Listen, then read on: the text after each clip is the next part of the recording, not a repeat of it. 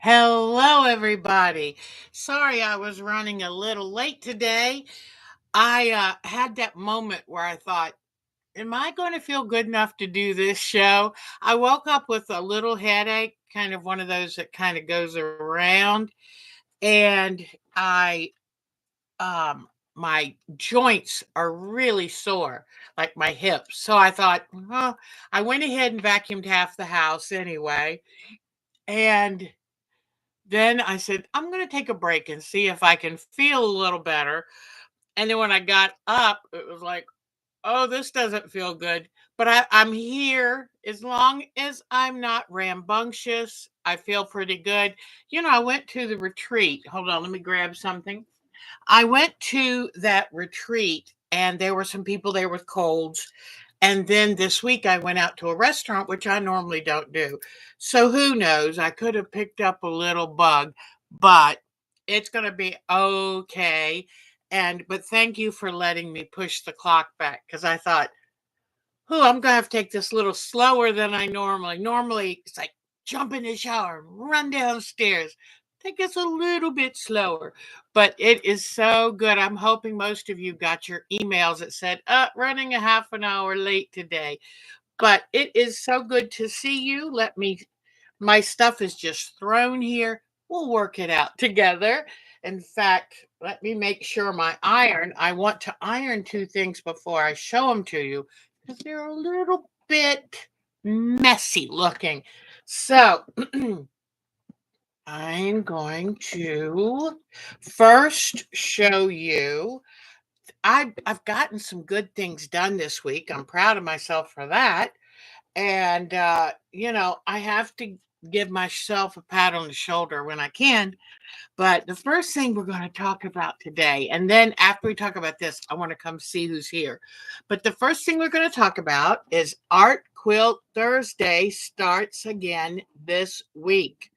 It was supposed to start up last week, but then I realized I had two Mancuso um, virtual classroom shows. And I love those. Let me tell you, if you've never thought about taking a virtual classroom, definitely do. I want to support Mancuso because we're so lucky that they're willing to do it.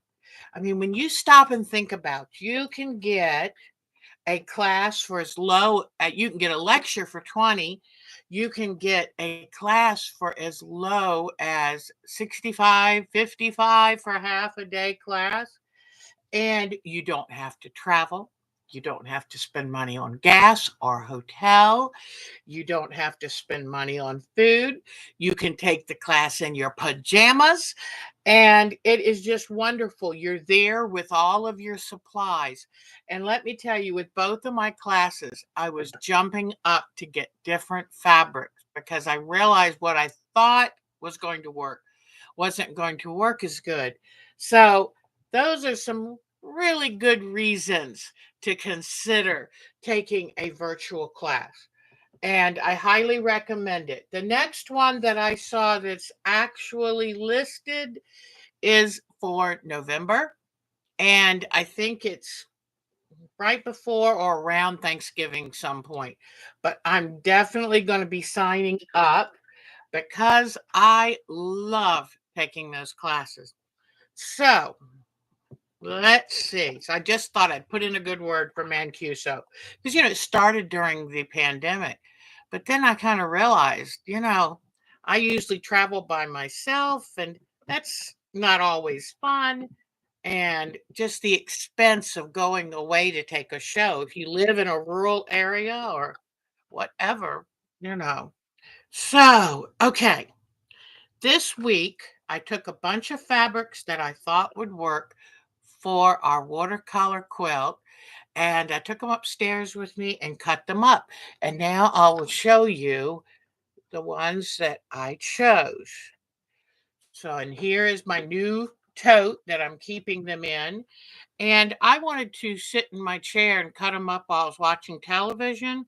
So I took this bookmark that I wasn't going to use, cut it into 2-inch squares. Hi, Miss Sonia.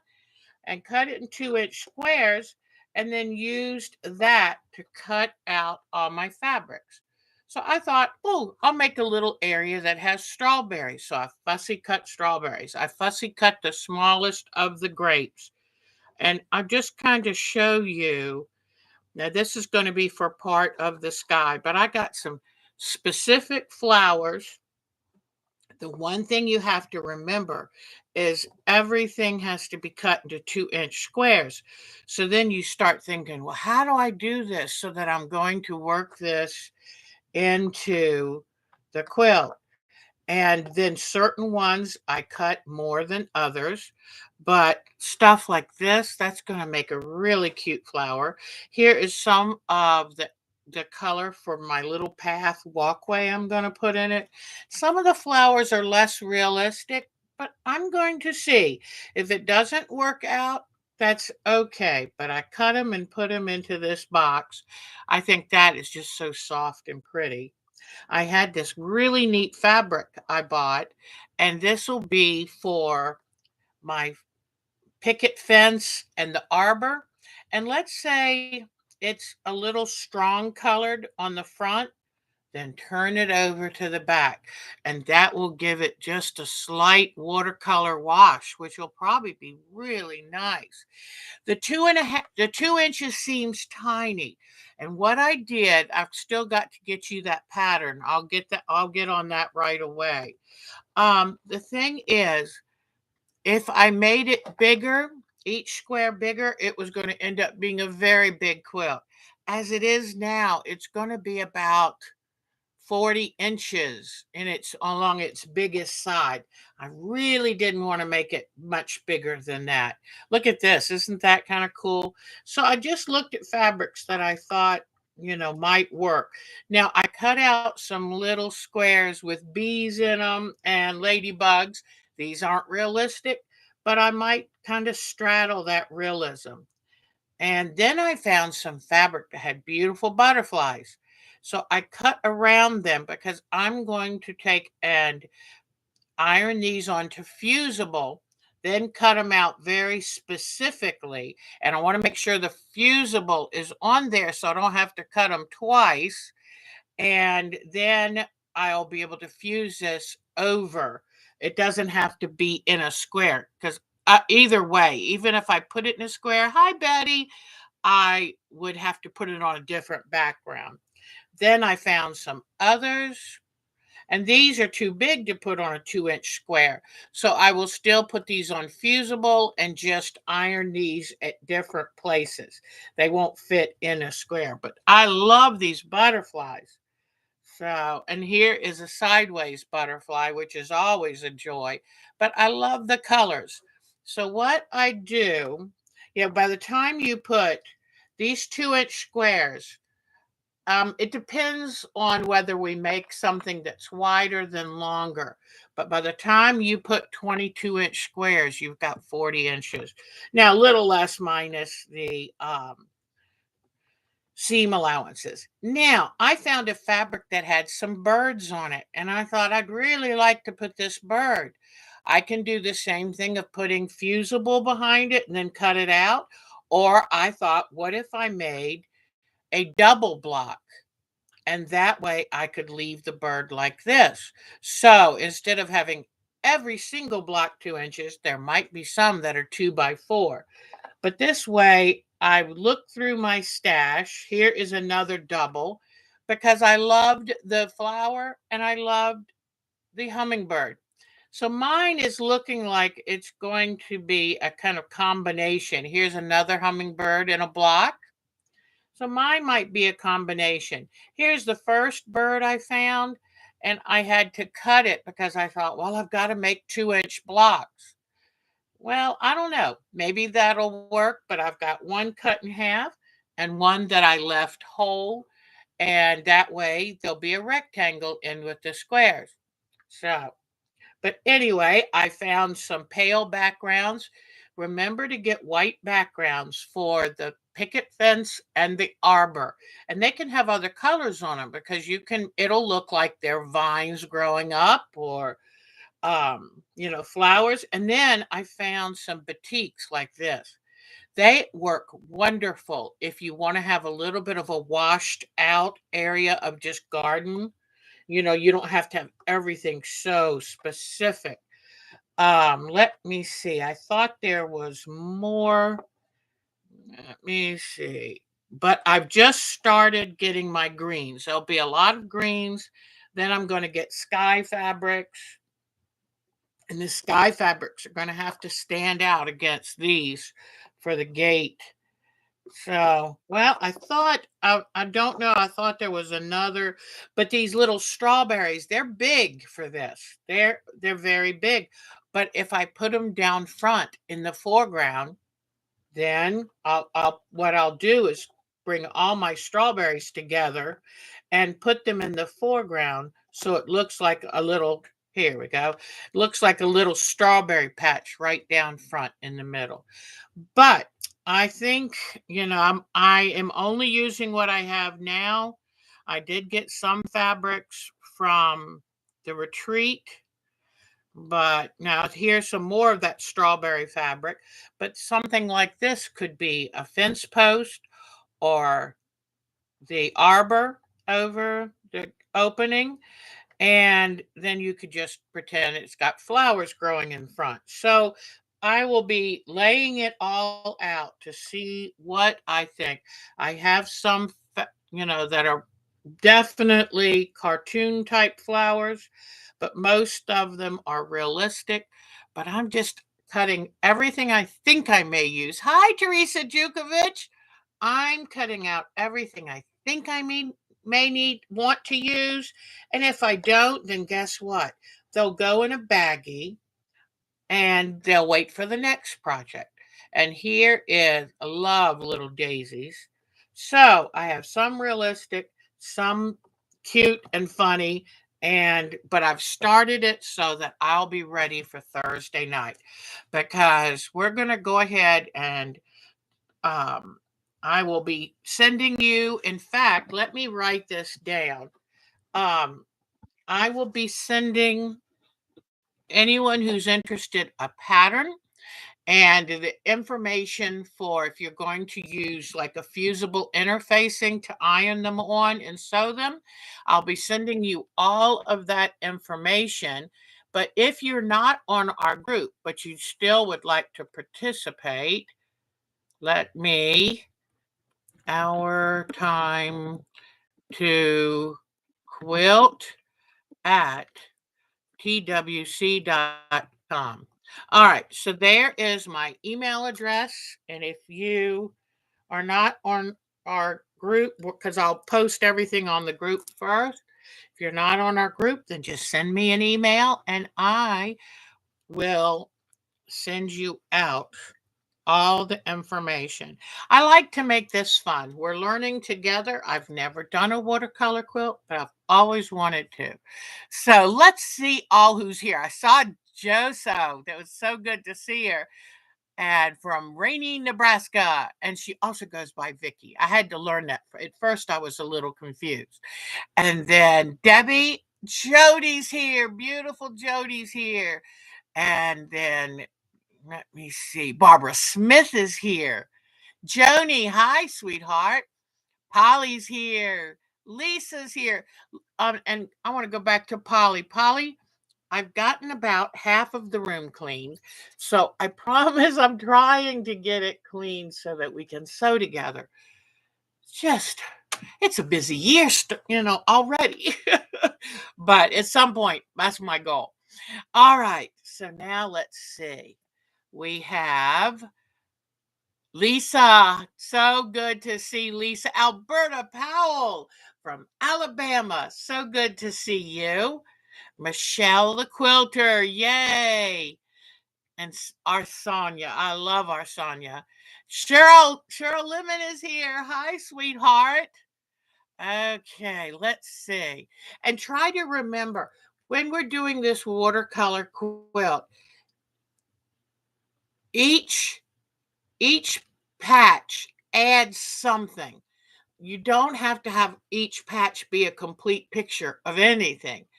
And what it is, it's using all of these colors and shades It's kind of like pointillism. You know what I'm trying to say? Where they take and put points of colors of paint and you stand back and then you see the picture. So don't worry. Hi, Becca. Good to see you again. And so, hi, Donna. I'm so glad you made it live. That's terrific. So, don't worry about each block's got to be the be all end all. We need some blocks to suggest sky, some blocks that would suggest the fence and the arbor. And I'm making mine basically white, but with since they've all got a little touch of color in them, they're going to look like they're vines and things growing on the fence and the arbor. Then I'm going to have some areas that look like grass, some areas that look like path. So think of those and get a variety of colors, because the watercolor wash is, there aren't going to be any hard lines. There's not going to be a line that says, the only hard lines will be the gate and the arbor and the fence. Everything is just going to kind of wash into whatever it is. I'm hoping that oh, this is my glasses. I go to dollar store and buy much at a time. And it's so funny. There are times I put my glasses on and I don't have one of these. The first time I go to take them off, I'll be like this and then they fall on the floor. I am such a creature of habit, let me tell you. It is kind of humorous. But oh, my phone is beeping at me. I have a Roadrunner sound effect for my phone, but I'm not going to. Okay. Hey, my daughter sent me a picture. Just want to make sure nothing was too urgent, but I'll look at her picture later. She's taken her upstairs bedroom and they pulled up the corner of her carpet and found old, like 100-year-old wood floors below. So she has done a refinishing product that I'm going to try on some of my worn areas of hardwood floors. And then she painted the walls and done a whole redo of the bedroom. And boy, does that make you feel nice. I love that. So these are all of my 2-inch watercolor squares. I'm going to look through my fabrics again before I go upstairs, because I love doing that stuff in the evening. So now let me see. Where was I checking out? You checked out a watercolor book from the library this week. That's a great idea. Another great thing is type in watercolor wash or watercolor quilt and check out what some of the people did. You might find some great ideas. I have never been someone who invented anything, but I'm a great copycat, not copycat strict, but I love looking and getting ideas, and I'll pull one idea from here and an idea from here, one from there, put them together to make it my own. So, but that's great. The more information you can gather before you start doing this, the easier it is for you to do it. All right, so now we talked about Polly and Cheryl and Joni. I'm so glad you checked out that book. Betty Meisner's here. I love when I see Betty's name. Teresa Jukovic, how good to see you. Teresa Jukovic has been a friend of this channel for 5, almost 6 years, almost the whole time we've been here. So it's always a delight to see her. And Becca, if you ever, I put my email address in the chat and I can always put it again. But if you'd like to join our group or get on my mailing list so that if I send something out, I would love to. Could you take 2 different small pieces, sew them together, and trim down to 2 inches? Absolutely. I believe there shouldn't be any hard and fast rules. And if you want to if you like that one butterfly, if I decide not to actually put it, fuse it on not being a 2-inch block, I could always cut it out, fuse it onto a 2-inch block, and then put it in the thing. So my idea, I create art from my ideas. Yeah, absolutely. And my idea is I loved it. I was watching a show on PBS called Craft in America. And I loved it when he said, quilting now, the sky's the limit. There aren't rules, there aren't limits, which I love because you know what? If you can do anything, if you can just follow your heart and your creativity, your mind, then that's what it's all about. I mean, hardly any of us are going to get rich doing this, but we can enrich our soul and our life. And so if you can figure out a way to do it, do it. I do love the look of the 2-inch block, but if I put in some rectangles because I want a whole thing, then that works too. So yeah, let just run with it and enjoy. I'm now worried our Marcia's not here and I'm worried she didn't get her email.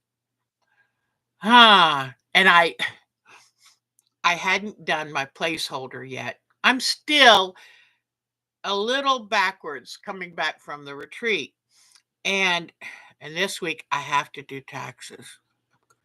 I hate that. I hate it. I don't don't call me on the phone this week because I'm not going to be in a good mood because I just don't like doing taxes.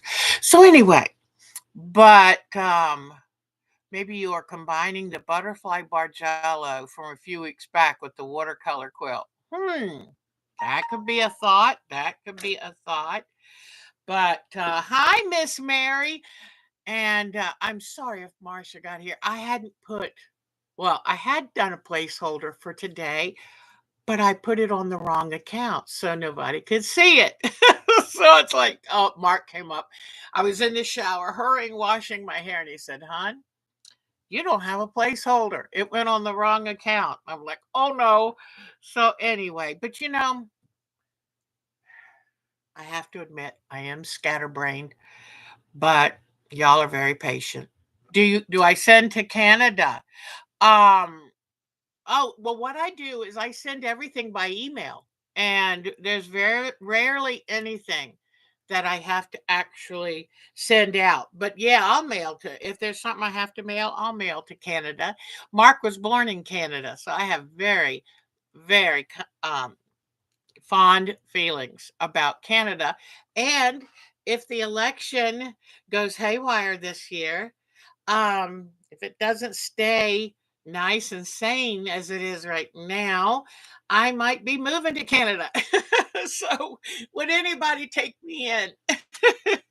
So anyway, oh well, thank you. Oh, I love these blouses. Romans has them, and I love the old-fashioned flower look. I think they're so pretty. But thank you, Miss Mary. Okay, now let's see what I've got because I'm kind of excited. See this new stack of fabric?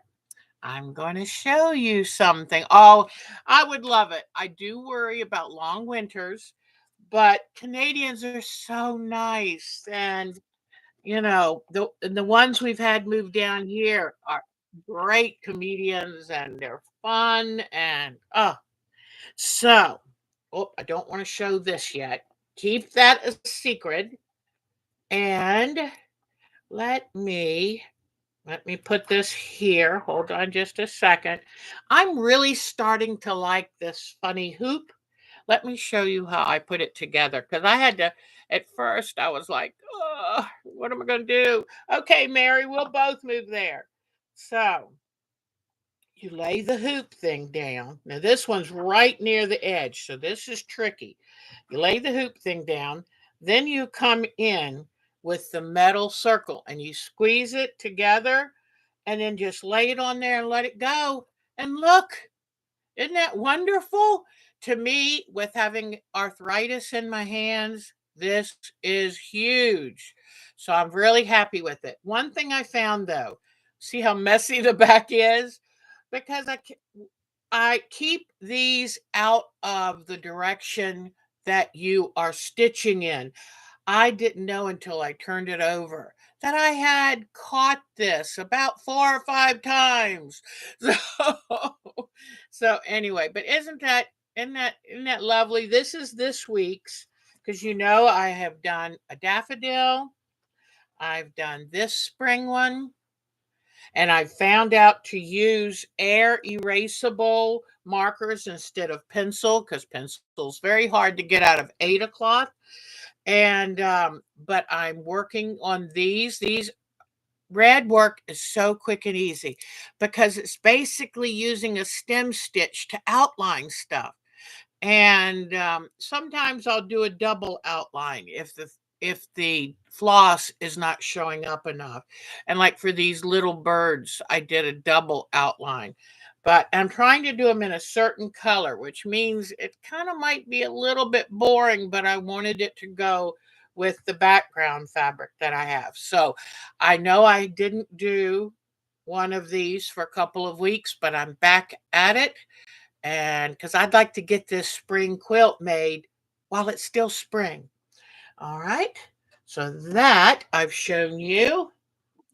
And I have free patterns for any of that if you want them. Please. In fact, let me go ahead and write my email address again. Our time to quilt at twc.com. Yeah, Mark was born in Ontario, and he's a pretty nice fella. So here is block number 5. Let me tell you, people, this was a pill. The center was pretty easy. The outside had so many pieces, 68 pieces. I love English paper piecing. I am such a fan of it. And if you like it, if you like it, let me show you. The class I took on Friday is how to fussy cut. And I thought this would be perfect for English paper piecing. You can put some real pizzazz. I could have fussy cut a pattern in here. So she taught us how to do that. But anyway, here are the papers in the back. Block number 5 is done. And I am loving it, loving it, loving it. So if we have time today, I thought I would start cutting out the 60. I've got the paper pieces for the next block number 6 cut out, but I need to cut the fabric and glue it on them. And I thought, whoop, I can show you how I do that again, especially if you've never done it before. But this is the easy way. I cannot imagine doing this block without the paper piecing. Even with paper piecing, I'm going to show you. A couple times I had little trouble. That's not the prettiest little intersection. I had to take extra stitches to kind of tack it down. And in one place, I had put the wrong color. There is this little line right around here, and I had put one too many of the yellows, and I had taken it apart so many times it was looking ratty, so I just opened it back up, took it out, recovered the piece of paper with a better piece of fabric, and started again. But there are times, like, you see this intersection, it's kind of messy. So what I do is I stitch it down so it'll stay stable. Yeah, that's the tricky part. And then I put the what is it called? The stuff, I have it in this drawer. The stuff I love, fray check. Fray check is the best thing. And if I see that a fabric wants to shred, I'll put fray check on it before I stitch it.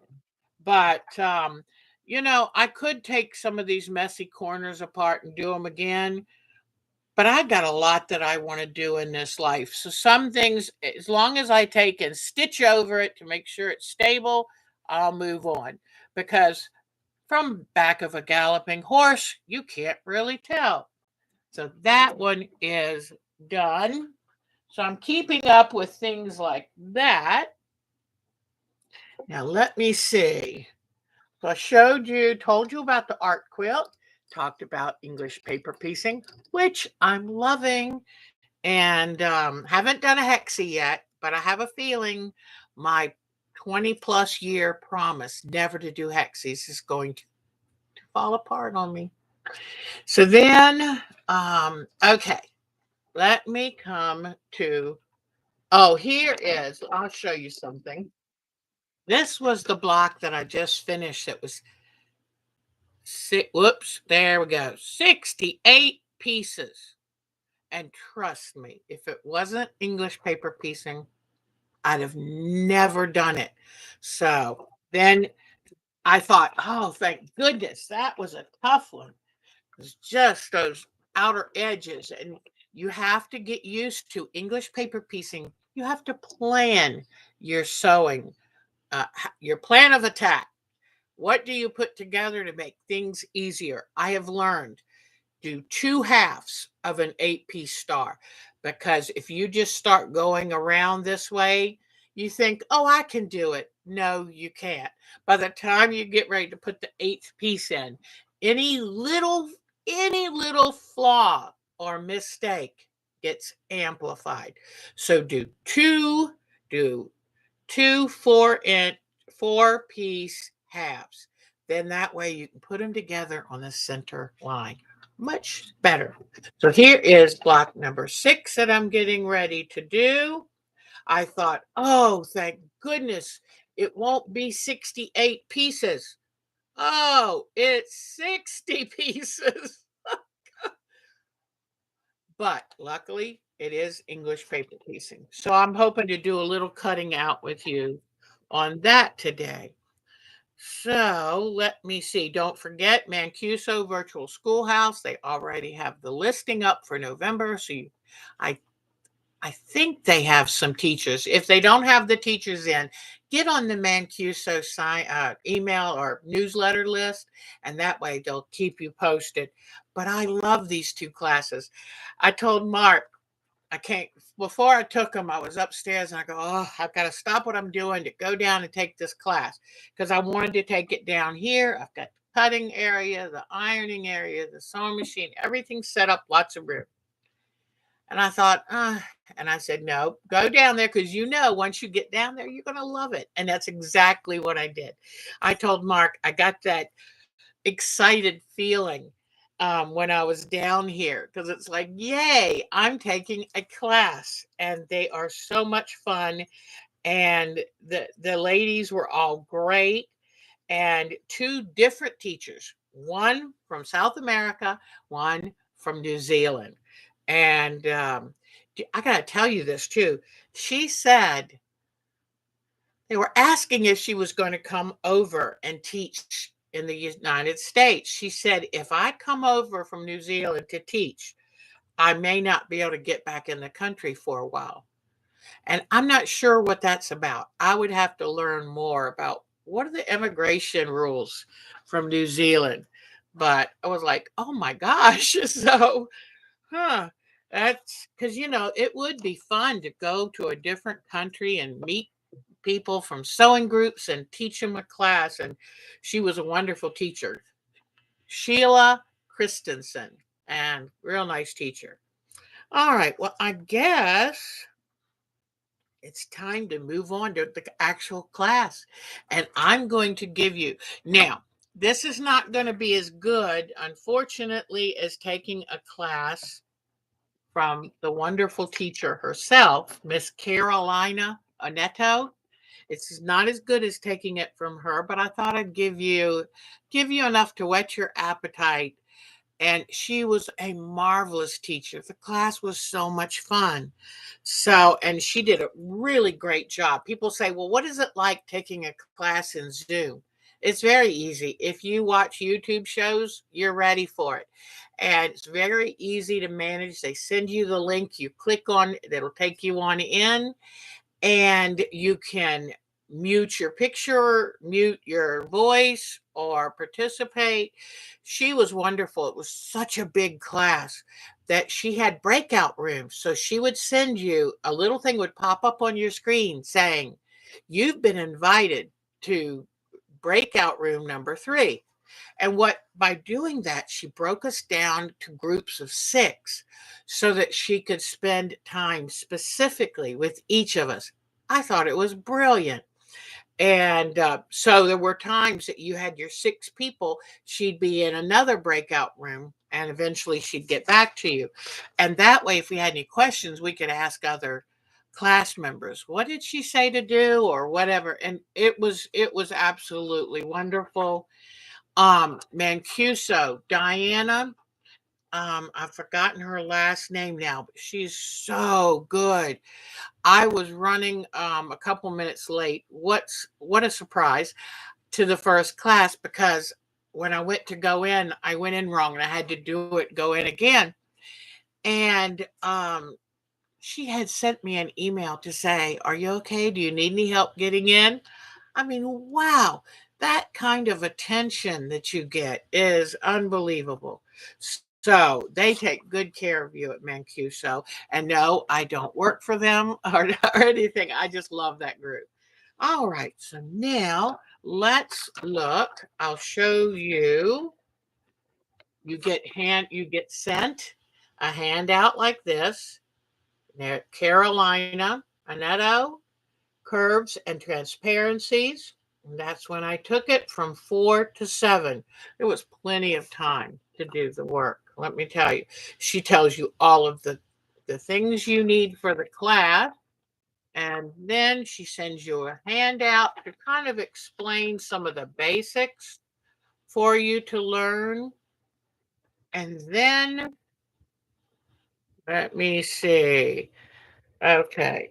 And here was another page of the basics and kind of showing you how do you draw your curved lines to do transparency. Then here was the final page.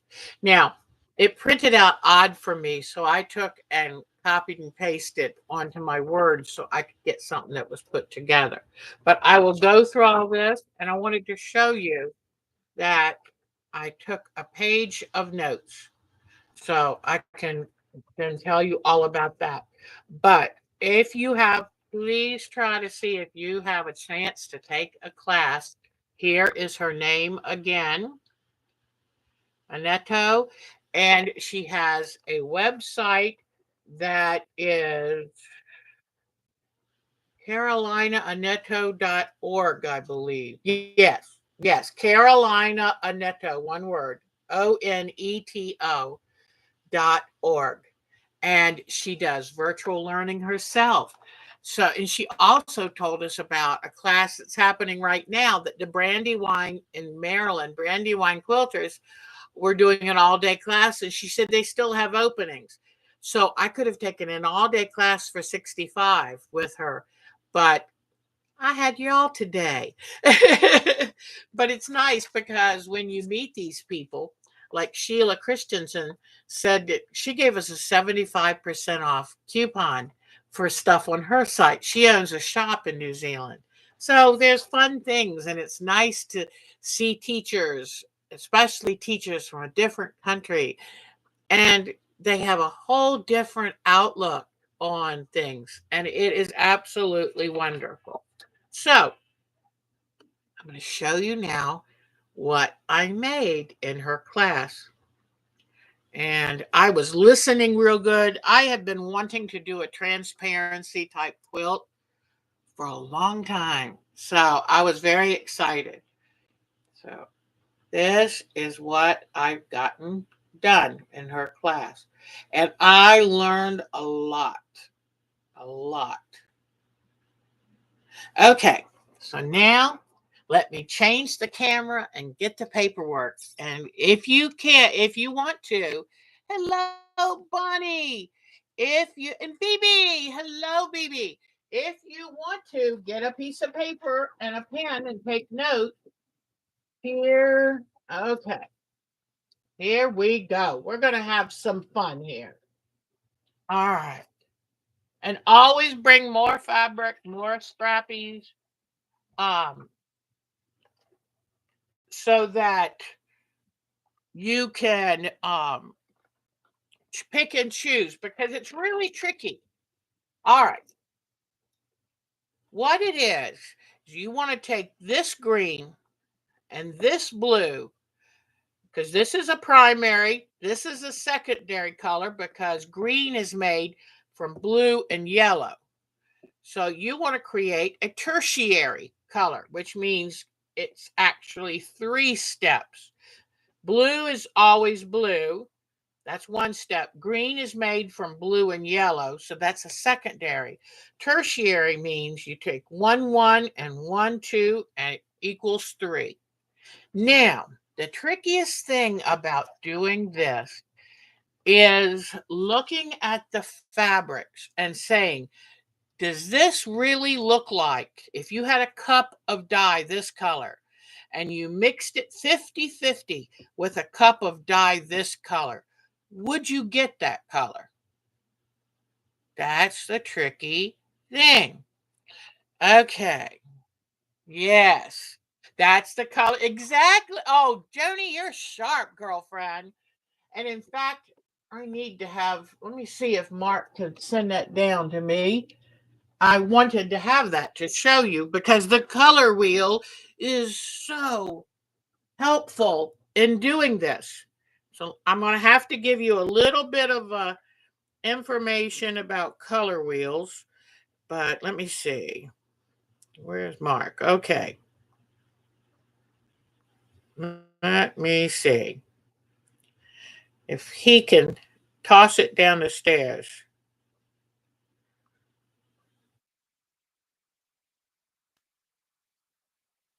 Uh, Oops. How do you spell printer? Okay. All right. Hopefully he'll get that message. I forgot to go get it. Okay. This one I think worked exceptionally well. That's what transparency means. You're trying to make it look like that these fabrics are see-through and that you have one on top of another. I think this worked out very, very well. Of all that I'm not sure of is this one. I'm not sure, but it doesn't quite look like what I wanted because I know red and blue equals purple, but it's that which tint or shade is the right one. I think this one was a great, great success. And I even think this one was a pretty darn good one. So what she wanted us to have a neutral color. It could be gray, white, cream, whatever neutral. Like looking through stained glass. Exactly. And so then that's why you need so many of your fabrics because you just keep trying them out.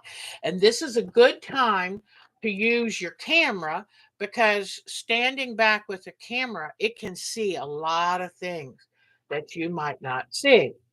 Now, let me give you the dreaded information about color. And the reason I call it dreaded is I have a kind of goofy brain that some things stick right away. Other things, like telling the difference between Cary Grant and Gregory Peck, get confusing for me. I every time I try to learn about tint and shade and all of that, I get very confused. Very confused. So, let me see. So she was talking about how to create the transparency, and by doing it on a curve, it's a fun way of playing with that. And she was talking about analogous colors, which hmm, I need that color wheel. Let me do something here. All right.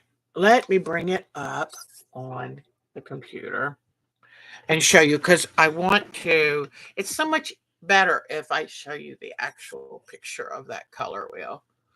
Oh, I forgot to tell Mark about why I had the. I always forget. I forgot to tell him why I had the microphone offset. Okay. Here we go. Now I'm going to bring it up. It's right down here. Whoops, no, not that. Nope, not that. It's right here. Okay, hold on. I don't know why those things popped up, but okay. I promise you it's right here. Okay, here is the color wheel. All right, let me enlarge it for you. Come on, come on. There we go. Okay. Will it go up anymore? No, probably not. All right. Analogous colors are colors that are beside each other on the wheel. It could be red, purple, blue, could be blue, green, yellow, it could be red, orange, yellow, but they are beside each other. Okay? Like right here and or right here or right here. So that's analogous. Now, they're complementary colors, and that is pick any color. Pick this purple. What is its complement? The complement is directly crossed the color wheel. So purple's complement would be a greenish tone. Now it's easier to always say red, the complement is green. Okay. It's easiest to say yellow. Yellow is supposed to be purple, and it's kind of, Blue's complement is orange. Okay. And what that means is those colors always work together. They create exciting mixes, and that can really help when you're making a quilt. So, yeah, this purple, it's really supposed to be yellow, so I guess each color wheel might be slightly turned whatever. Now, you know the primary, the, that is red, blue, and yellow. And primary means they're not mixed with anything. They are what they are. Okay? And there's only 3 primaries. So that's easy enough. I can remember that one. Then secondary are the colors that take 2 primaries to make them. So red and yellow equals orange. That is a secondary. All right. And then um, blue and red make purple. That's a secondary. And blue and yellow make green. That's a secondary. Then tertiary is where you take purple, which is from 2 different colors, and you mix it with orange. Or you got to be careful. If you mix certain colors together, you end up with brown. But tertiary is where it takes 3 colors to make it. So if you wanted a teal, you would mix green and blue. Well, green is made from 2 different colors. So that's 2 plus 1 equals a tertiary, which is a blue, green, aqua, teal, that kind of thing. Okay. So the color wheel is made from the primaries and then all the mixes in between. And that's why so many people love using color wheels when they're trying to pick out colors for their quilt. It's a great place to go to see, how do these work together? All right, let me come back to you guys. All right, so I'm hoping that now I'm going to get ready and tell you what always confuses me. I forget about it. And that is, okay, so by mixing primary colors, you get the color wheel. That's what it's made of. And if you ever have a chance to do some simple dyeing, try doing that. I mean, take yellow and put 1 tablespoon of red, see what color. Put 2 tablespoons of red, see what color. And it's a great way to really develop, especially if you can take pictures every step of the way, write down the formula. Really helps you to understand how we get these colors. Now, This is where it gets tricky for me. Value. Value is the lightness or darkness of color. The lightness value is the lightness or the darkness, okay? Value. Tint. This is where I never can remember this. Tint means it's that hue, whatever color, whether it's red, blue, or yellow, whatever. That's called a hue. For tint, the hue, you add white. Okay.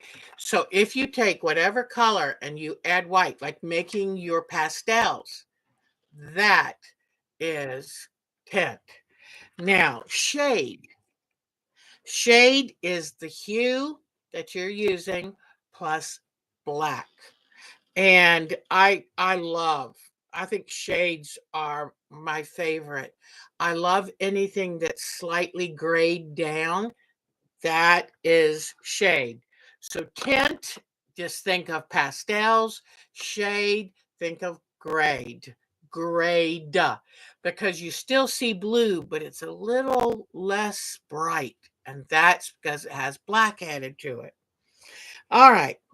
The transparency that she taught us is the manual mixing of colors. Okay. So that's what she's referring to when she taught us.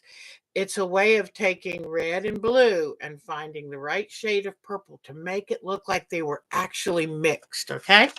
So, and I'm going to show you how now to set up. We've got that stressful color information out of the way. And if you ask me tomorrow, I'll have no clue what I just told you today. It just doesn't stay in my brain. All right. And now what we're going to do, in fact, let me bring this real quick. Let me grab this. And I'm going to put this up here. So it's here to look at while we're talking. Okay, while we're talking about all these different stages. All right, and I'm gonna let me crank the camera back up a touch. Okay, all right. So now my big head's in the way, but all right.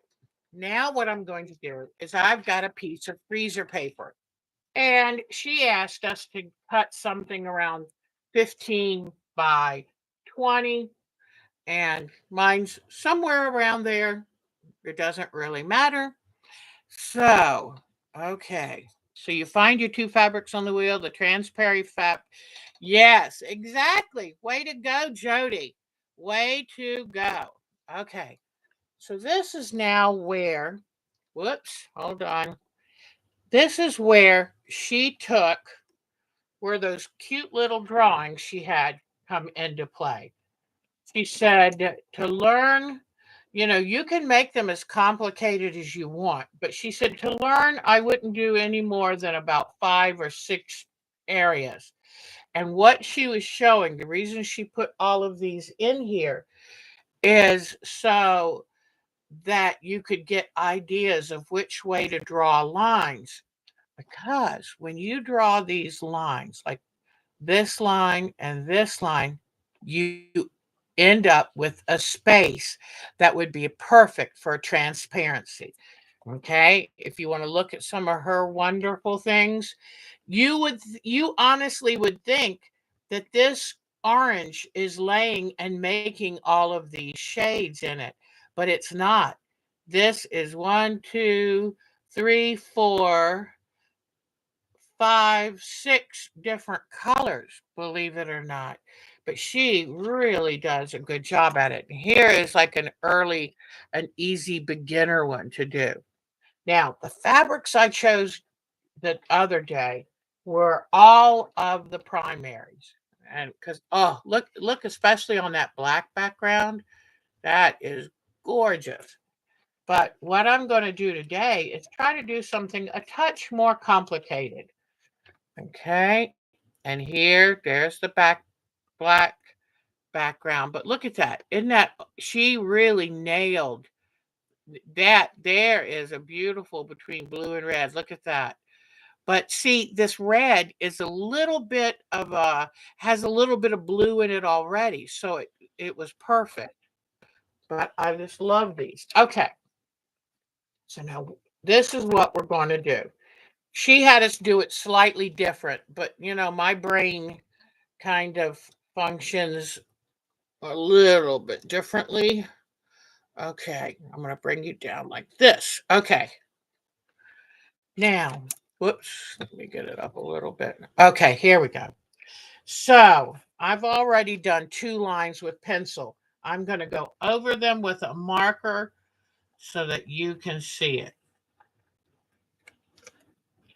I'm going to take and make 2 big arc lines.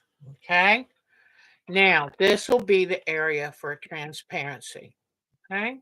Then I'm going to come over here and I'm going to, let's see, what do I want to do here?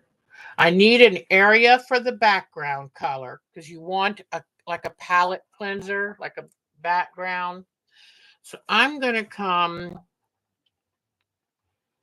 here and down.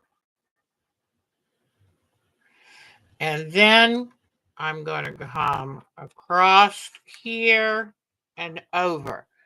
And what I'm doing is just leaving room. Everywhere that these arcs overlap, it leaves room. Now, I'm going to make it a little bit harder. So I'm going to come in here with this line. And I won't get to all of this today, but I'm going to make another one right there. So now I've just broken her rule for beginners. This is going to be background, so I'm going to put a B there. Then I'm just going to start counting. 1, 2, 3, 4, 5, 6, 7, 8, 9, 10, 11, 12. That's twice as many as she wanted us to have the first time with the class. But okay. Now, let me grab real quick. I need to grab some masking tape because we're going to use that in just a second. Now, what I'm going to do is we're going to end up cutting all these shapes out. So I need registration lines. I know. Well, I know. I'm probably, but I figured I'm gonna do some of this, and then I'm gonna push myself and try to do more. Um, so so this is background. I'm gonna, just put background. Well, okay, put enough so I'll remember. Now, these all pieces all need to go back together. So what I'm going to do is I'm going to do some little shapes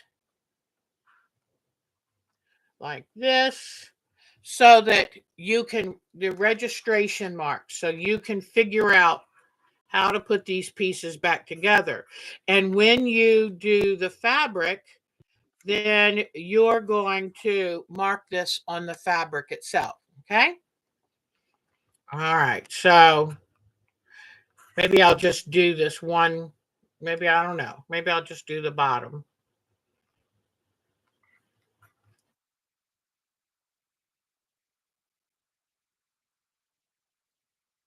Okay. And you want like the X. You want it on that line. All right, let me just do a couple more.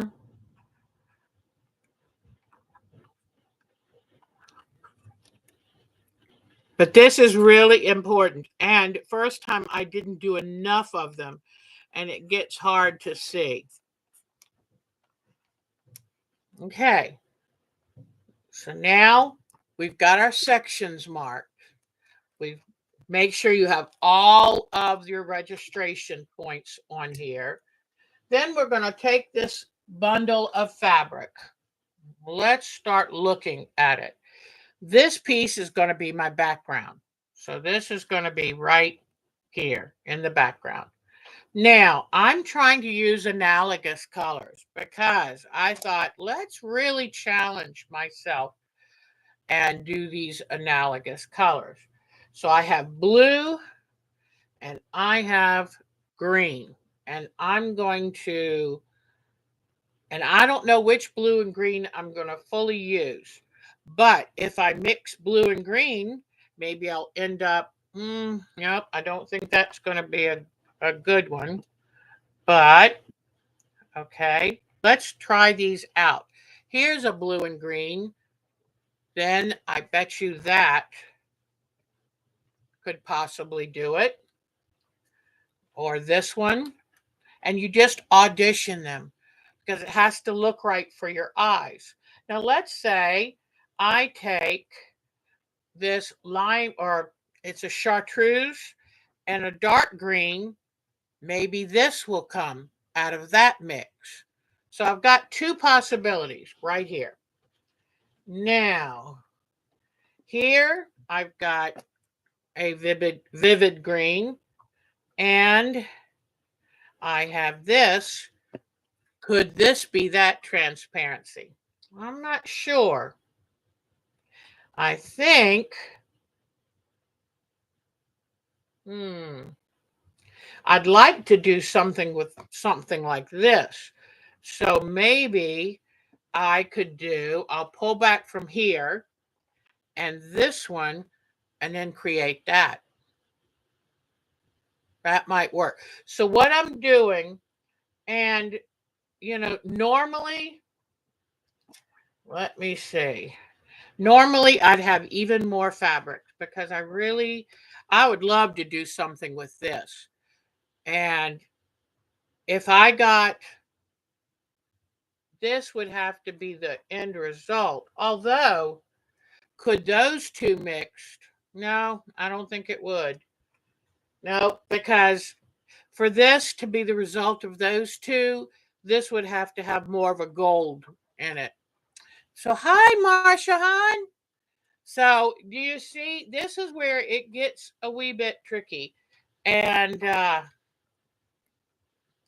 where you're trying to figure it out. Yeah, I don't, nope, I really don't. So I'm going to put those over there. And I like these. I think these make a really good transparency. So I like that. Then was I trying, or would, I'm trying to decide. But you just stack them and your eye will kind of tell you. There are so many different shades of one color. Oh, yeah, I know. And, you go back and forth. But you know what? I think this is working. Believe it or not, you're looking at this green, it's got some like goldy to it. In some ways, it has a little bit of a brownie look. And then you mix it with something light like that. Could that be the interim? So we've got these two so far because I'm trying to really push myself. But then I thought I would like to try to do a green. I'm just not sure that's teal enough. Let me see. I'm not sure about this one. And that's the thing. If you don't get the right fabrics, then it's really, really tricky.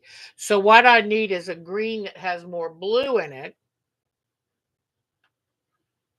Okay. I'm going to put this aside. I'm going to work on one of the others. So now, before I was even thinking I could do a background that had a mix in it. But let me just run along here really quickly and do some more registration because I need to cut this out to show y'all. So we're doing today, Marsha, we're doing transparencies and curves.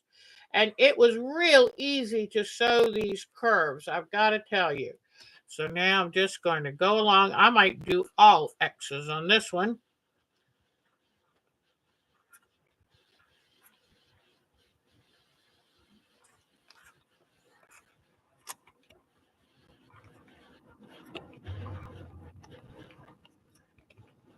And you'll see how these registration marks work really good.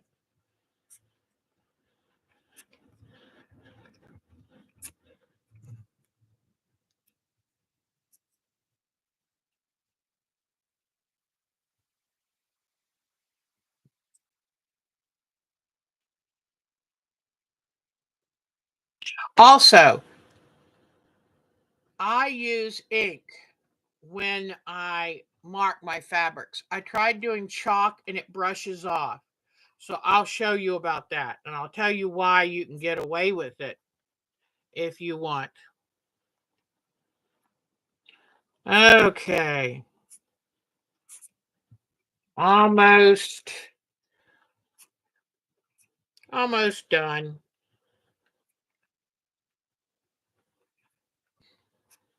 But it is very important. You will totally forget. Whoops. Make the X right on the line. You will totally forget what you're doing. Okay, so now I've got a mark, and before I cut it out, okay, so this is going to be the background. All right, so now I get my tape.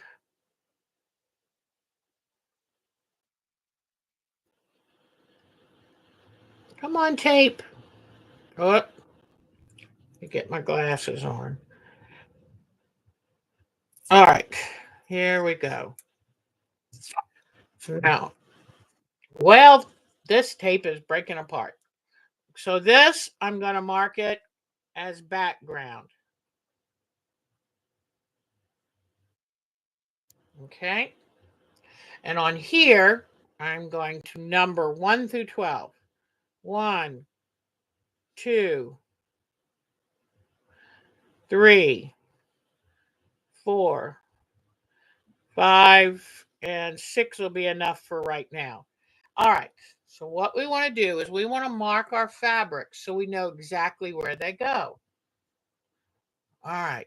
To have this work, I've got to have 3 spaces together. So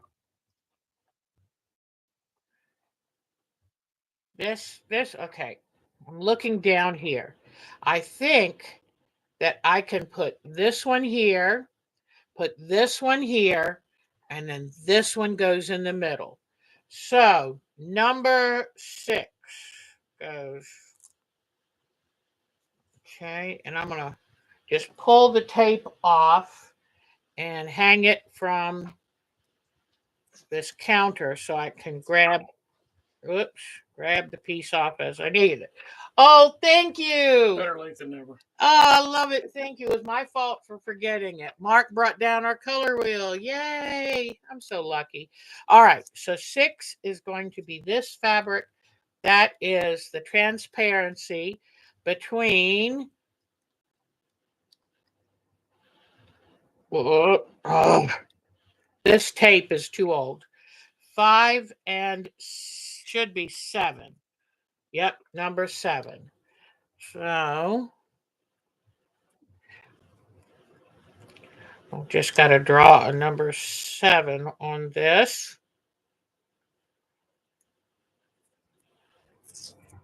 All right. So this will be number 7. And be careful with the marker. Don't overrun the tape and get it on your fabric. All right. So now I know where my background, I can cut out background, number 7, number 6, and number 5. So I'm going to get my paper scissors, which just means they're not so great, and cut right on that line. That's really important to cut right on the line. Just makes it easier when you sew them back together. So she was teaching us how to sew curves along with how to make transparencies. It was just wonderful. I can't thank Mancuso enough. I always get so excited when I learn. I love feeling my brain having to work it out. All right, I'm going to come on up here. Now I'm going to make sure my iron is back on and heating up, because I'm going, and this is where freezer paper, you could use regular paper. You don't have to have freezer paper, but you will see how great freezer paper works for this.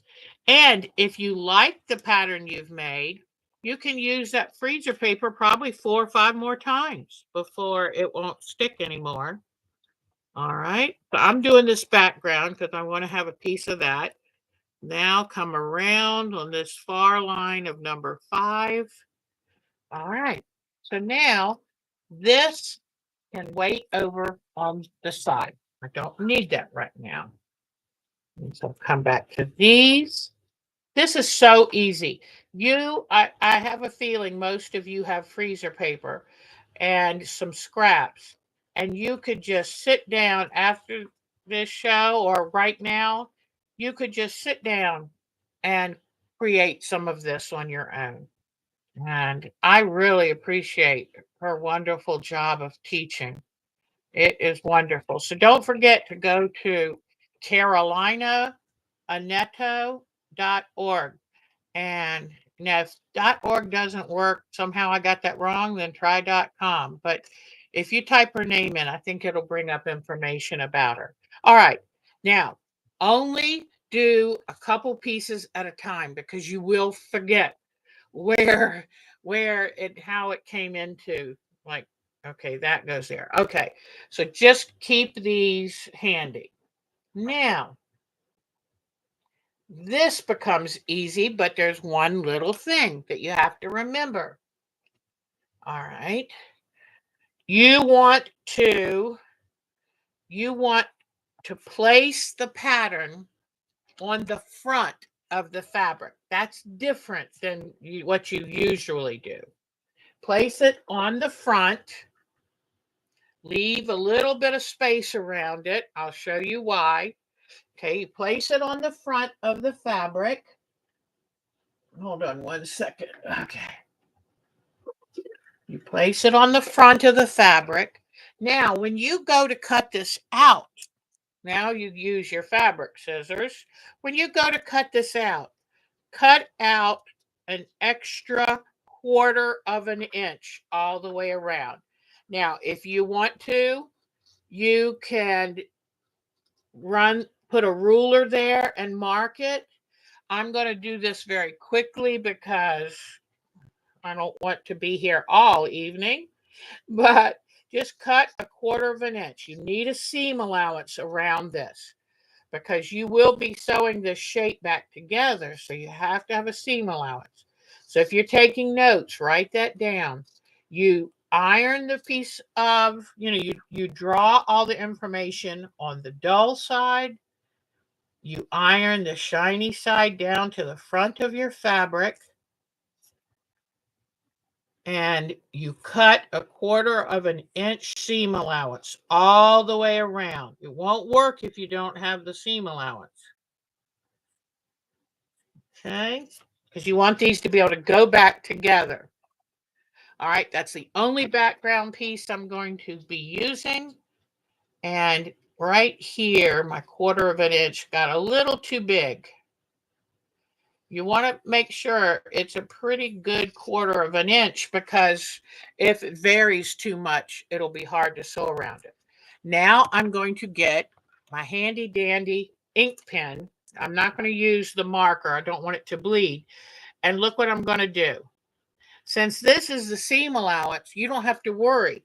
And you can use chalk or friction pen or whatever, although friction pen probably wouldn't work because you're going to use your iron at some point.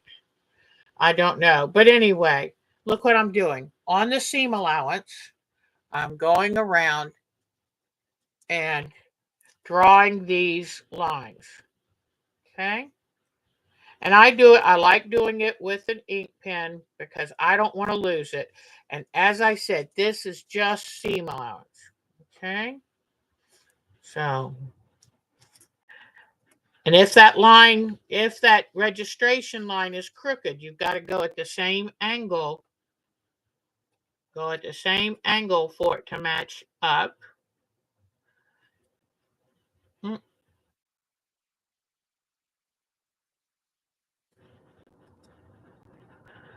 All right, because it doesn't matter how perfect your circle is. You just want it to match those corners.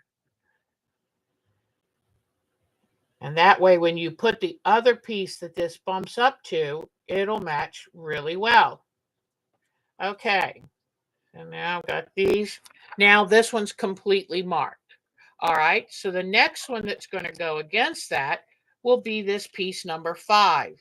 Okay, and we already talked about it, that then 6 and then 7. So 5 is going to be my darker color. So just open this out, and I found it so easy because you just iron on the front. It's like there's no big mystery.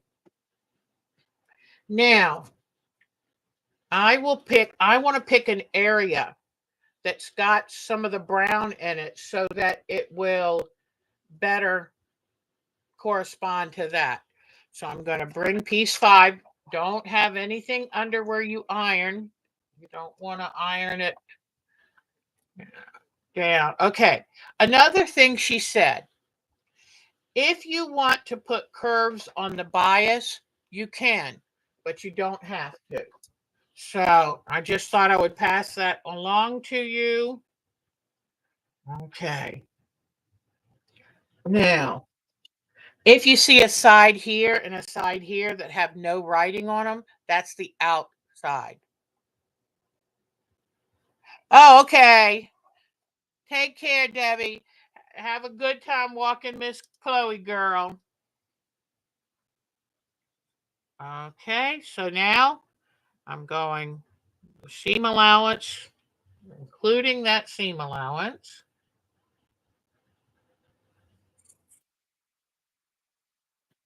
Okay. I know that you would come along and you would draw a careful 1/4 of an inch. You would do a very careful job, much more carefully than I'm doing here. All right. Now I'm clip over here.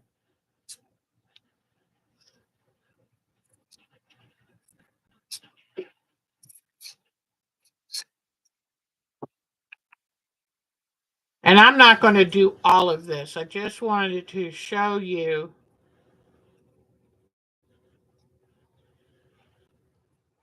And once you make these, you could turn it into a wall hanging, a pillowcase, a pillow sham cover. You could just do whatever you want with it. You could make a quilt to go around it. So I'm gonna trim a little bit off there. I was a little bit too fast. Okay, so now we've done our color number 5. So I bring back this, and then I need to mark these. And you mark them even if you're not going to sew them right now, because you're going to end up taking the paper off before you sew. And so you have to have all of these marks transferred. And this is why I'd go ahead and do the ink pen so that I don't have to worry about it brushing off. But do whatever way you wish as long as you don't lose them. All right. So now, believe it or not, okay. And you know what I'm going to do here? I'm going to remind myself that piece 6 is down here. And piece 7 is down off of this side. So now I'm going to peel this off and peel this one off and save those. You can use them again. Now you'll see where the marks meet. And what she said is put the concave on the top to get ready to sew it. Okay, put the concave on the top. And then let me bring you over here.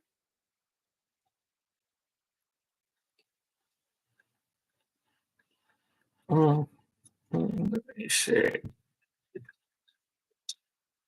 Okay. So I'm going to put the concave on the top because she said you don't want any little puckers and things. I'm going to pin this corner. Then I'm going to come pin this corner. You know what I forgot to do? Hold on. What you do is you take and you fold and you put a crease right where the middle is. You do the same thing to this piece because you're only going to put 3 pins in. So fold that to the center. There you go. Now you have cute little creases that you can line up and put your pin. But first, you see how you have to kind of turn it a little bit to get it to fit right in the corner. Then you come put one little pin right there. Now, I found that sometimes I did better if I didn't actually pin them, but I want to be able to show you hopefully the right way first. All right, I've got gray thread in my sewing machine. First, before I worry about lining this up, I'm going to get that needle in that first corner, 1/4 of an inch away, and start my needle. Pull out that pin. I do not sew over pins. I don't want any broken sewing machines. Okay, now I'm going to stop and I'm going to carefully line up the fabric. Let me zoom you in just a wee bit. Okay, so I'm carefully, I've got the needle. In fact, let me do needle down because that will help hold it in nice and firm. Then I'm going to carefully line up the fabric as I come around, keeping it at the 1/4 inch seam. And let's say I come off, see, I was getting too narrow, then I will put it back there and make that seam right at the 1/4 of an inch. Okay.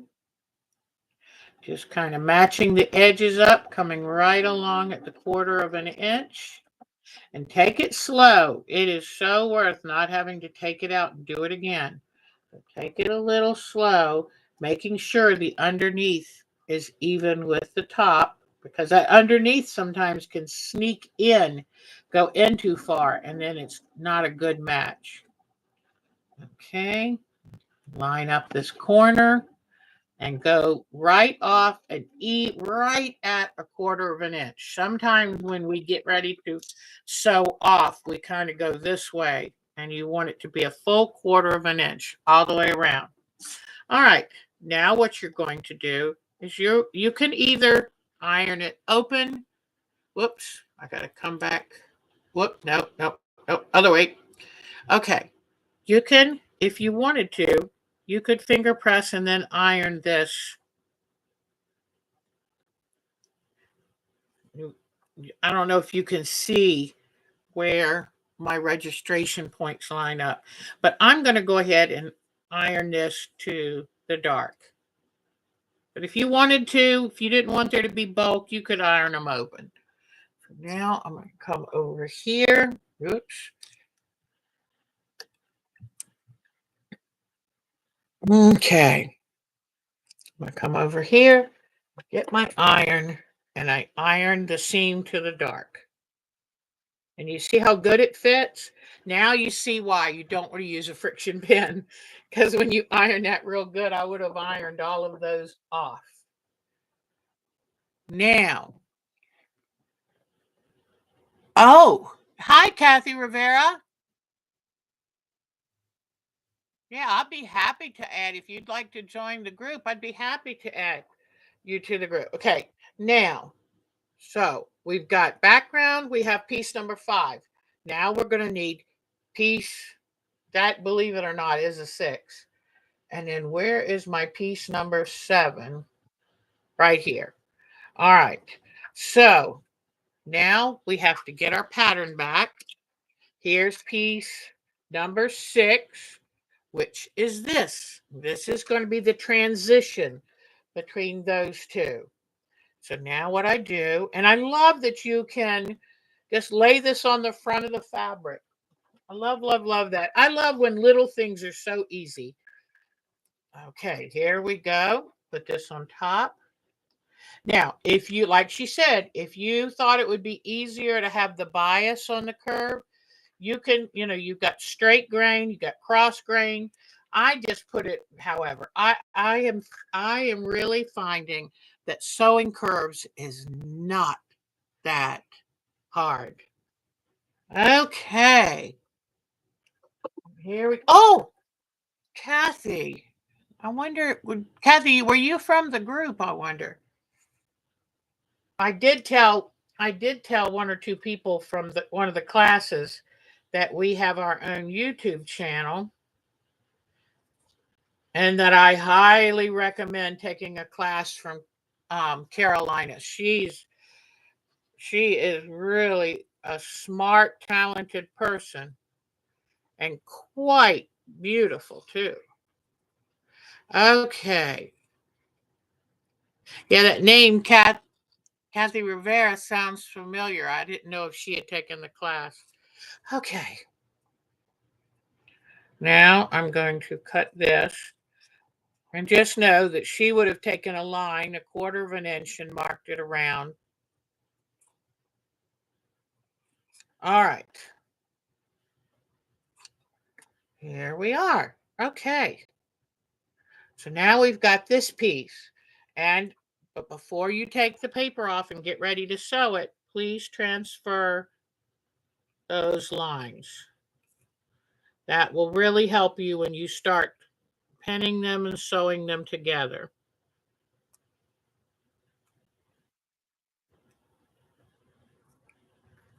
And like I said, I like using an ink pen so it won't rub off.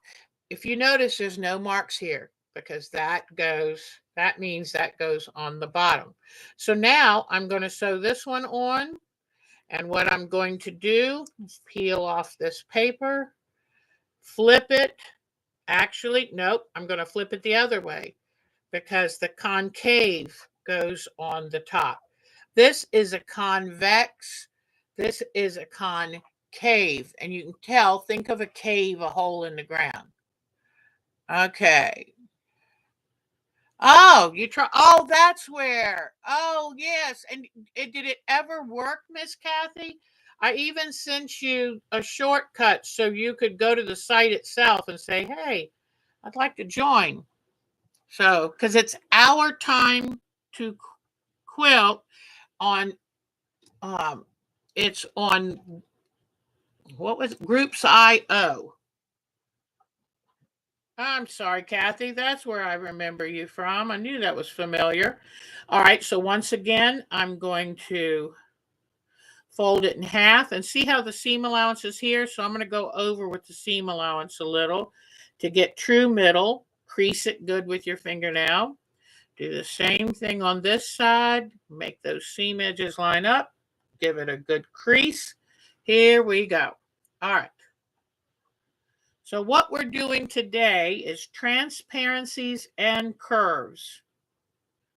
And this was a Mancuso virtual schoolhouse class that I just took and highly recommend taking class from Carolina Oneto. She is amazing. Okay. One of the best teachers I've had in a long, long time. Very thorough. She knows, she's really good at teaching. All right. So you do see where I have this sticking out because here's the seam allowance. If you were to fold the seam allowance back that way, you'd want these green edges, this one and that one, to meet. So now I'll move that out of the way so I can start sewing. Well, actually, I'm going to go ahead and leave it the way I want it to be and start sewing right over it. All right, because that way we know that seam is tacked exactly where it's supposed to be. Okay, so I start just a little bit there. All right, now go ahead and do a few locking stitches right there. Okay, and I've got the needle down, which is very helpful. It holds your fabric right in place. I line up matching those registration points. I've got 2 here and 2 here. I'll zoom in so you can see them. Whoops, whoops, whoops, whoops. Let me zoom back out a touch. Okay, so I've got two marks right here and two marks right here. So I just, as long as I can line those up, I'm right where I'm supposed to be. All right, then my next one's right here, line those up, and I'm running it right at the edge of that 1/4 of an inch on my sewing machine. Line these up. And the reason you put the concave on top is because it has to do the most bending, and you don't want it to have any, like, it'll want to have little pleats, and so you have to work those out before you sew over them. Like, here's a pleat right there, so you just take your fingernail and rub it down, then the pleat leaves, and here you go. And then follow it straight out in line. Don't go off to one side or the other. All right. Now let's see what we've got. Take my pins out. And do you see how easy this is? I really enjoyed this. Oh, wow. I really enjoyed this class. Okay, you're going to, now, you can even do this. Some people said, can you clip these if you want? You can, but you really don't even have to because usually the fabric will adjust on its own. Okay, so now everything goes to the dark. You can iron them open if you wish. So now I'm going to go over to the table. Whoops. Oh, here we go. I'm going to come over here and you'll see how easily it irons. And normally, Kathy, we meet at from 3 to 5, but today we're doing 3:30 to 5:30. But anytime, any part of that, you're never late here. So look at that. There we go. Oh, I forgot to tell you something really important. Okay, let me tell you this because I just realized I've got myself into a little bit of a tricky spot here.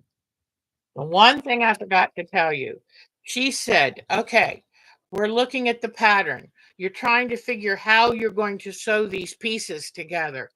Take and do them in one big shape. Do 1, 2, 3 together. Then figure out what you can do here.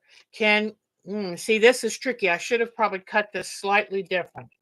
But do these 3 pieces together before you continue on.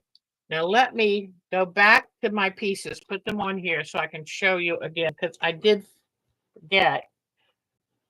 Mhm. All right, I did forget. So the background piece goes in like this, then this piece goes here, then this piece goes here, and this piece goes here. All right, this is what I should have done. What I should have done, okay, please remember this because I'm sorry, I totally forgot about it, is look for big arcing shapes that you can do like this. So then you have one continuous line. Now I'm going to end up with a little bit of an awkward piece, trying to get this onto the background, but then sewn to piece number 6. That's a little awkward. So if I had done all of this, then let me bring it back. Let me bring it up so you can see. Look, you have to decide, pardon me, you have to decide how, whoops, let me get that out of the way. You have to decide how can you sew this together so you don't have an awkward or Y seam or difficult seam. So I would say right offhand, you could do this, you could do this, then you could do these 3 over here. Now that would leave you with this center. And what you could do, I don't know, you could go put these together, then add this one, then add that one. But look at when you make this pattern, think, what is the easiest way to put this together? Now, I could have done this one and this one, but then what do you do here? That's You could do two together, but that gets tricky. So always look for, I would have done this, this, and this. Now you could do here, you could do here, but just kind of map out how you're going to do this. Okay. Now, let's say I'm going to end up with a tricky place here. If worse comes to worse, and you're having a hard time getting these to fit together, how do you sew this and then this? Then do it by hand. Because by hand, it always makes that that process so much easier. Any wide seam done by hand is much more manageable. Now we just have one more piece left, and then we'll have this section done. And by adding the background in, it kind of got wonky, but I just wanted to go with one thing that I knew. So I understand now why I forgot, but it's important to try to plan your attack before you do it. All right.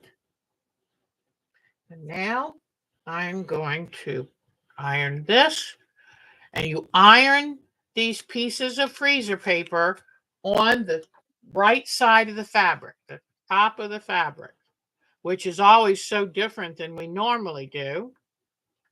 And don't forget about leaving the seam allowance.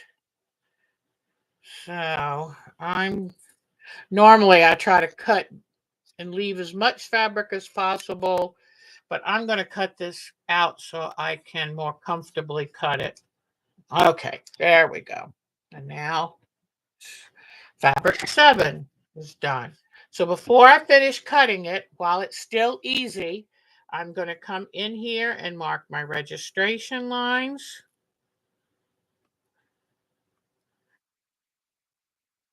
Okay, like this.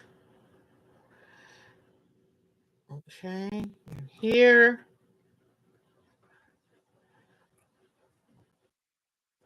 Okay, mark those registration points because you will end up using them.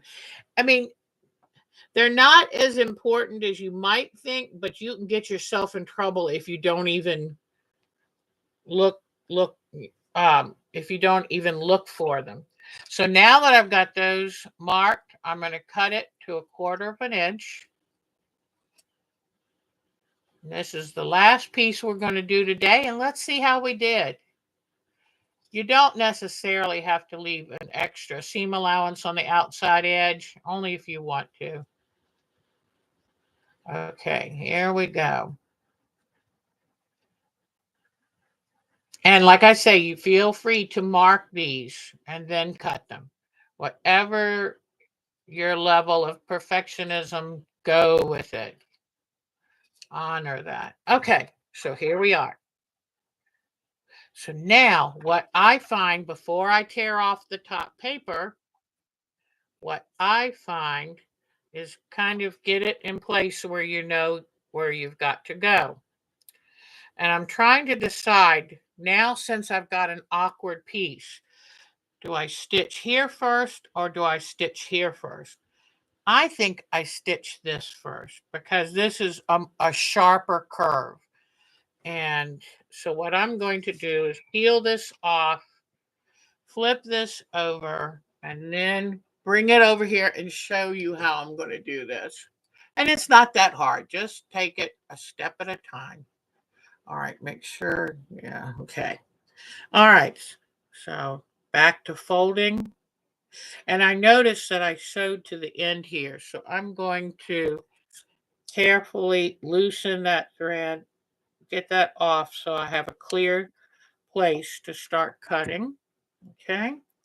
Now, so, and you know what? I got a little confused, so I'm going to look again. Okay. So it goes like this. Always double check. It's so much easier to double check than to have to tear out. Okay. Put my pen. And sometimes it helps to run the pen through twice. Really keeps it still, keeps it from pivoting. I'm going to come here, mark my halfway point, mark my halfway point here. Okay. All right, so now I line up my two centers, put a pin there. I would, even if I didn't believe in much pinning, I would always do the middle one because, you get sewing partway down, it gets confusing. Okay, making sure I line these two lines up like that. Now I'll put my, okay. All right, so now we sew it with the concave up. And this is the concave, that's the convex. Okay, concave, uh, this is concave, and this is convex. All right, and I could easily see to line up those lines. I'm going to start with that locking stitch at first, and then come on around. Okay. Those registration points, I know it's not fun to do them, but it really does help. Like right here, I'm having to pull the bottom to make sure that, okay, let me see. Oops. Okay, let me show you. Right here. Yes, now you can see them. Whoops, didn't mean to touch that. Okay. Now, you can see here is one of the half circles, here's the other half circle. So I'm having to kind of pull the bottom and loose on the top, tighter on the bottom to get those registration points lined up. Pull this fabric down like this so I don't get a pleat there. Hold everything and your tongue just right, and then you go and sew. So now straighten it all back out, and then come in with my last pair of registration lines and get these sewn. Okay. Now, I wonder, can I put this? Yeah, I put this back under now.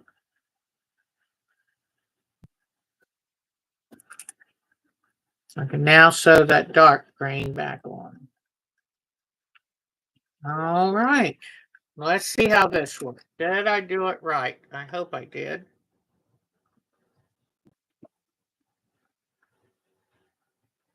Yes. Oh, and I really didn't need to sew the green down because this has got to start my next seam. Hold on 1 second.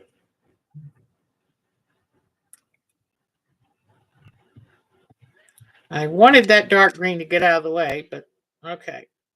So that's where you stop. Sometimes on these compound seams, you have to stop at 1/4 of an inch. So then you can turn this around and get this next seam going. So that's what we're starting at now.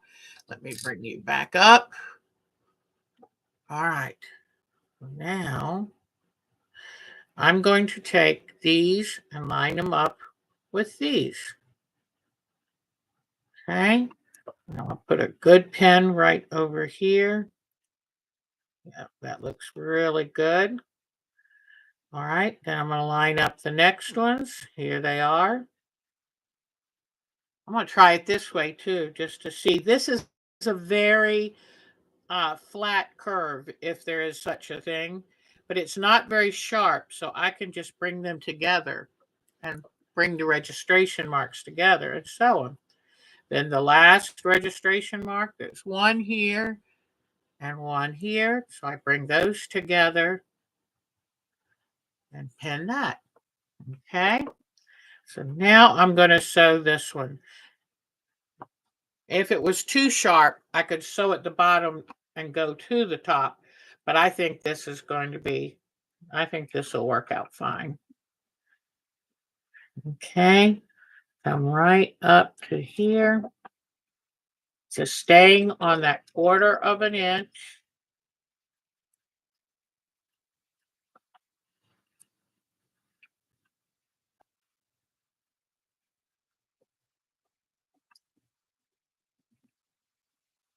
Okay.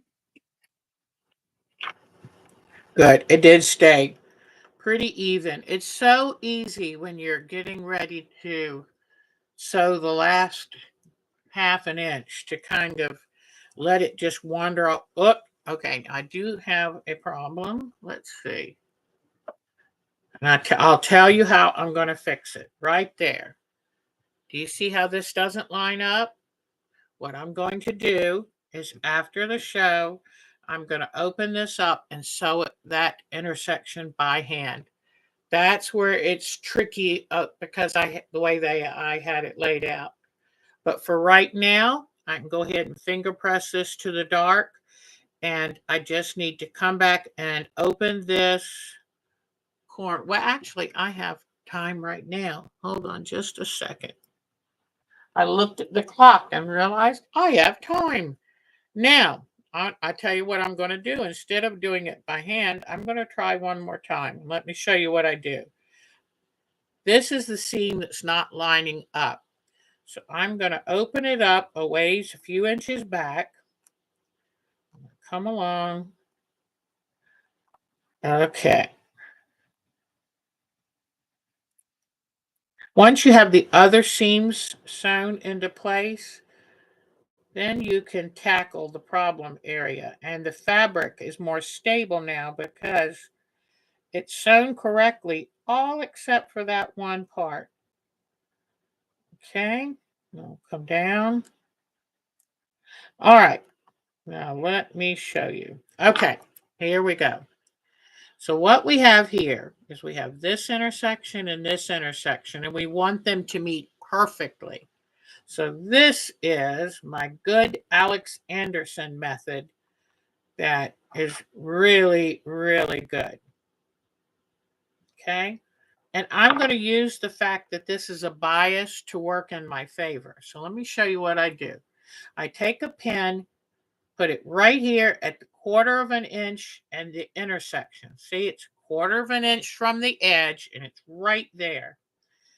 Then I'm going to take and put it right through the other side, right at the intersection and at the 1/4 of an inch. Now, I put the fabric together and you'll notice the pin is very perpendicular. Okay, it's not like this or like this, it's straight up and down. So, what I'm going to do is come put another pin right beside it, making sure that this pin stays straight up and down.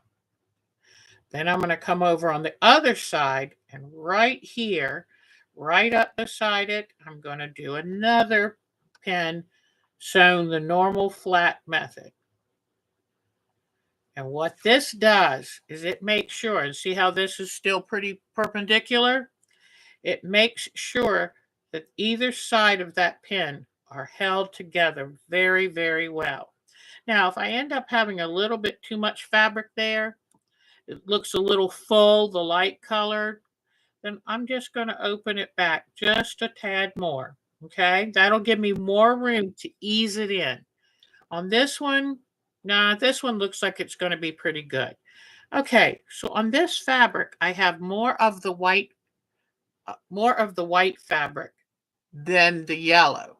So what I do then, I'm going to sew with the white fabric down, and I'm going to use the feed dogs to help me make these fabrics fit in.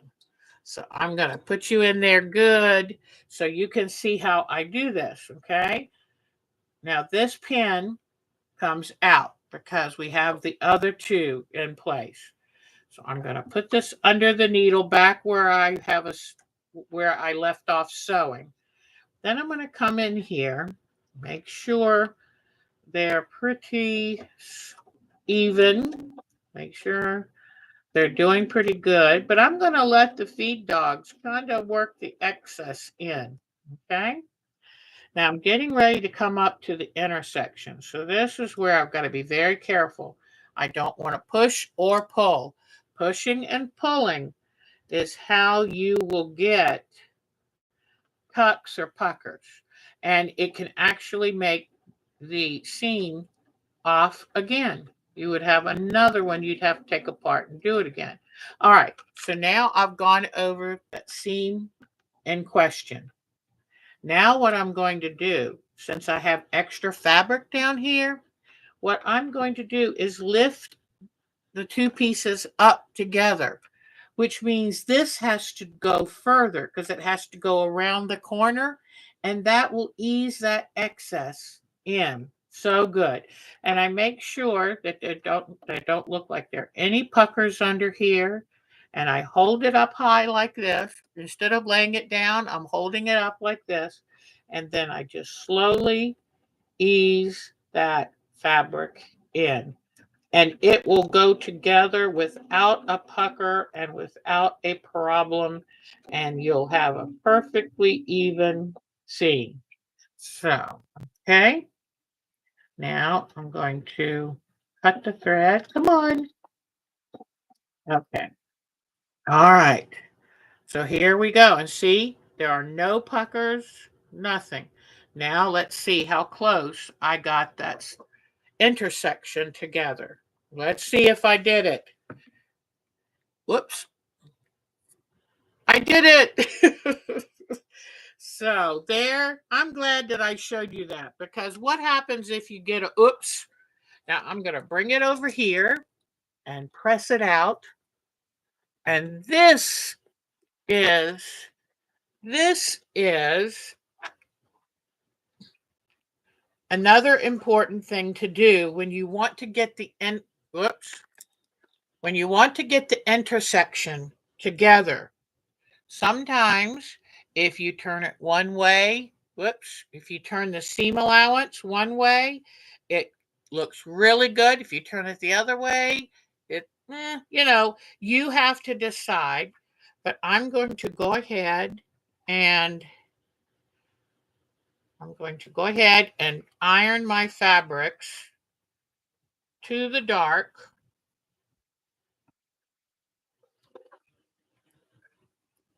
and just ease it in.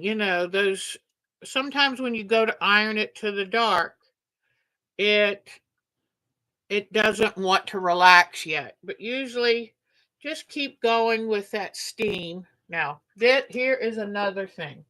What do I do right here? Because to go to the dark, how did this got sewn with this facing the wrong way? So I'm just going to come right here and just clip in that seam allowance so I can turn it the other way. Then with all this fabric here, it's kind of a thick intersection.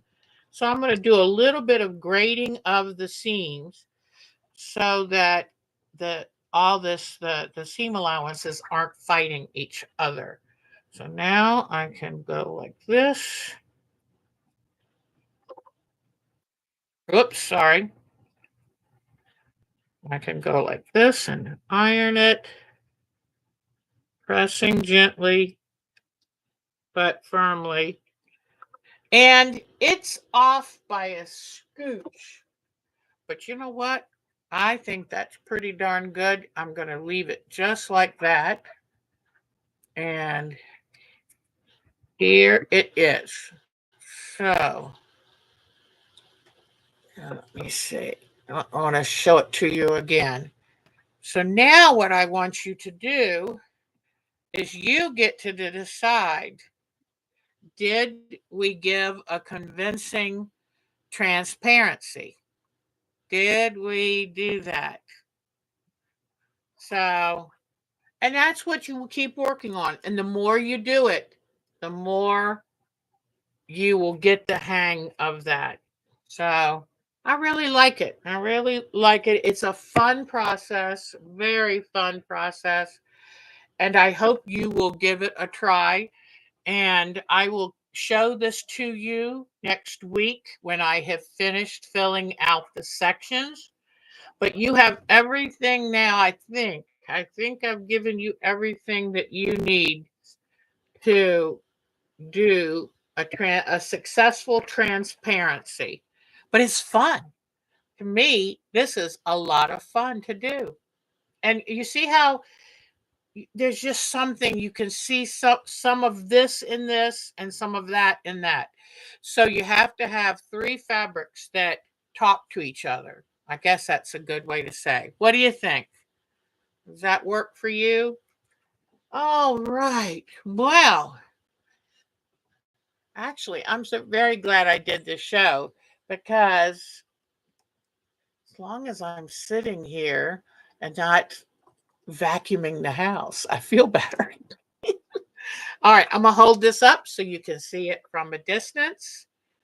And that way you can decide if you think that the middle fabric looks like a transparency. Does it look like that you put the light over the light over the dark, or the dark over the light, and got something in between? So this has been fun. And I can just picture, you can look up and there are patterns out for transparency curve quilts, and you can make a whole quilt using, simple colors, complex. You can do all that you want. And here is my first one that I did during the class. And to me, that is so much fun. And it could get really complex, because if that were one block, then what does the block beside it? How do you keep all of that going? You may want to push sashing and do one at a time. But this is the fun stuff that makes quilting and crafting so enjoyable.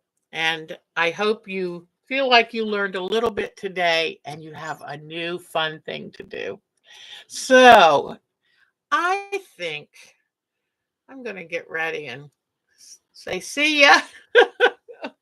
And I'm going to go upstairs and, I know what I'll do. I'll go upstairs and cut and wrap my paper pieces forms, the card that I use.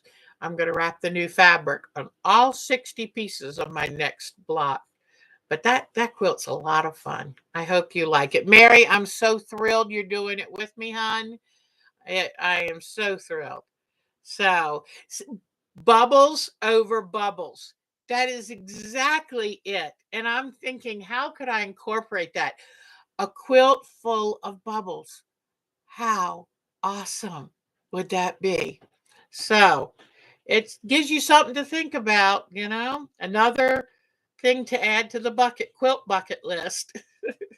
All right, it is so good. I love that I saw Bonnie in here today. It was wonderful to see all of you. Yeah, a whole quilt of complete. So there probably is a way to make a pattern where the next blocks will all kind of fit in. And I think it would be so much fun. Do a wall hanging, add your point to it by putting dips of paint on with your pencil size. Oh, wouldn't that be cute? Wouldn't that be cute? So I want to thank you all. Oh, you're very welcome. I love when I can open something up. And thank you for giving me a chance to say one more time that the class was taught by Carolina Oneto. And there, I do believe, is her website. And she gives remote classes herself. So look her up, and it opens up a little window to a whole new technique. Thank you so much. I hope you have a good week. I will see you Thursday. Thursday is going to be our brand new watercolor quilt. And I think it's going to be a lot of fun. So I need to make sure to work on the pattern and information for you so I can get it to you before our class starts this Thursday evening. So thank you, everyone. You are the best, and I will see you Thursday evening. So good seeing BB here too. I'm trying to think of some of the people that I saw that I didn't give enough attention. Kathy Rivera, keep up with me, girlfriend. We got to get you on the group. and there's bound to be a way. I'm thinking the fact that you send some things through your phone might be tricky. I don't know if you have a laptop, but we might have to use a laptop or something to get you on, and then you'll be good. But don't give up on me. All right, everyone, take good care. Have a great week ahead. And next weekend's Easter. I'll probably be here. So we'll see what happens. Maybe we'll find something to play with. All right. Take good care. Maybe I'll make a miniature house and show you how that's done. That might be fun. All right, everybody. Take good care. I'll see you Thursday and next Sunday. Bye bye. You are the best. Thank you.